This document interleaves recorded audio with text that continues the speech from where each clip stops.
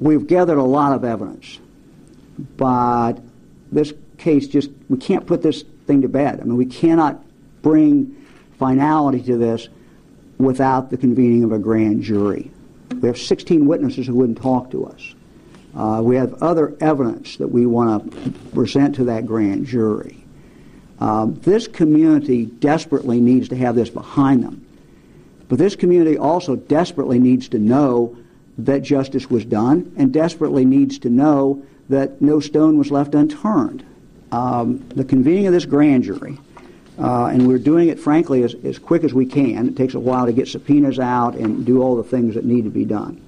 I don't know how long the grand jury will take, but my commitment is we're going to push this thing as fast as we can to bring finality to this, to determine if there's anybody else that should be charged, and then the community needs to move on after that.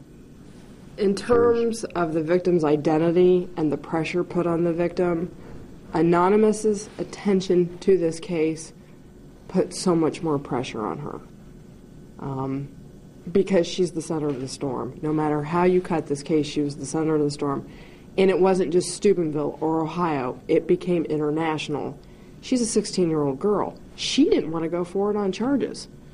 She knew something bad had happened, but she was piecing it together like everybody else. And here's a girl who's 16 who's going to have to testify to the most intimate details of her life, some of which might be embarrassing. And to have not just a local stage, but an international stage was unbelievably pressure-filled for her. And other witnesses. We had pretty good working relationships with some of the witnesses that you heard from, but once Anonymous hit, there was a chilling effect as to people's willingness to testify. It's just the way it goes.